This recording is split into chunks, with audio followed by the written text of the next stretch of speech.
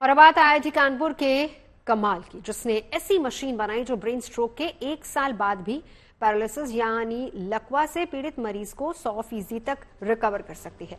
IIT Kanpur के mechanical department की तरफ से तैयार किए गए इस डिवाइस का नाम ब्रेन कंट्रोल इंटरफेस है, जो कि फिजियोथेरेपी के उलट ब्रेन को ही एक्टिव कर देती है।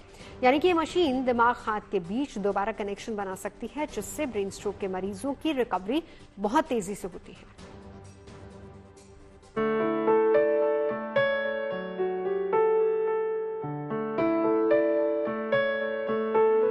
जटिल से दिखने वाली ये डिवाइस ब्रेन स्ट्रोक मरीजों की जिंदगी को आसान बना सकती है। ब्रेन स्ट्रोक यानी लकवे की वजह से काम करना बंद कर चुके अंग इसकी मदद से दोबारा काम कर सकते हैं।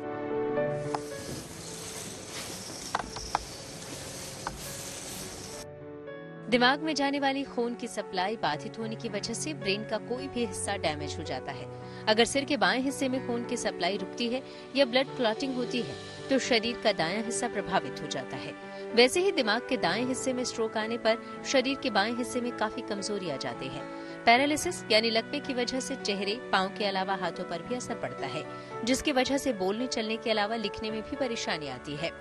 हाथों से जुड़ी कमजोरी या परेशानी को दूर करने का काम BCI यानी ब्रेन कंट्रोल इंटरफेस नाम की ये डिवाइस करेगी।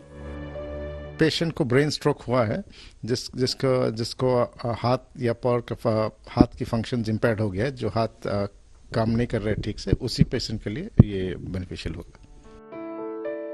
ब्लड प्रेशर, डायबिटीज के मरीज या लिपिड प्रोफाइल बढ़ने पर लकवा मारने का खतरा ज्यादा रहता है।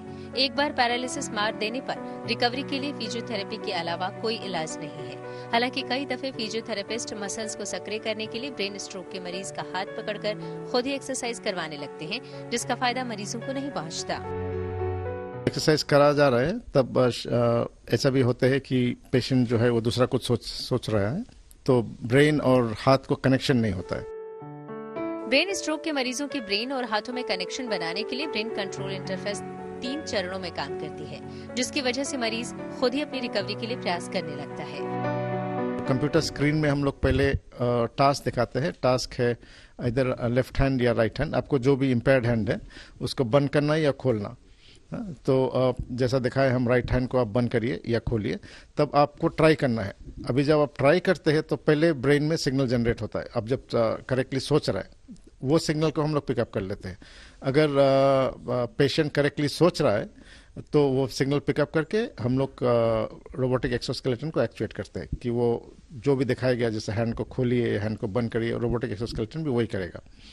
और जब ये हो रहा है तब वो विजुअल फीडबैक भी वो देख रहा है कि ये हाथ बंद हो रहा है, खुल रहा है, तो वो भी ब्रेन को एक्टिवेट करता है। तो बेसिकली वो brain signal plus hand motion और विजुअल फीडबैक तीनों को एक साथ क्लोज लूप कंट्रोल में काम कराते हैं। इस उपकरण की सबसे बड़ी बात यह है कि ब्रेन स्ट्रोक के 1 साल बाद भी रिकवरी में 100% मदद करता है, जबकि फिजियोथेरेपी के इलाज के तहत ब्रेन स्ट्रोक से 6 साल से लेकर 1 साल के अंदर ही मरीज के रिकवरी की उम्मीद होती है। आईआईटी कानपुर का दावा है कि ब्रेन कंट्रोल इंटरफेस के इस्तेमाल से भारत में 4 मरीज और यूके में 4 मरीज की 100% रिकवरी हो चुकी है। फिलहाल दिल्ली के एक मशहूर अस्पताल में इसका क्लिनिकल ट्रायल अभी भी जारी है, जिसके पूरा होने पर ब्रेन स्ट्रोक से जुड़ी दिव्यांगता को दूर करने वाली ये मशीन बाजार में आ सकती है। ऐसे भी खराब लाइफस्टाइल और खान पान की वजह से भारत में कोरोनरी हार्ट डिजीज के बाद ब्रेन स्ट्रोक मौत का दूसरा सबसे बड़ा कारण है। भारत में साल 1990 से अब तक यानी 34 साल में ब्रेन स्ट्रोक के मामलों में 51% की बढ़ोतरी हुई है। देश में हर साल 1,85,000 ब्रेन स्ट्रोक के मामले आते हैं। इसका साफ मतलब है कि हर 40 सेकंड पर एक व्यक्ति ब्रेन स्ट्रोक का शिकार हो रहा है। वहीं हर 4 मिनट पर व्यक्ति की इस बीमारी से मौत हो रही है, जबकि भारत में ब्रेन स्ट्रोक दिव्यांगता का 5वां सबसे बड़ा कारण बन चुका है। जिससे जूझ रहे मरीजों के लिए ब्रेन कंट्रोल इंटरफेस किसी वरदान की तरह साबित होगा। बिना फिजियोथेरेपिस्ट की मदद के भी उनके 100% तक रिकवर हो जाने की उम्मीद बनी रहेगी।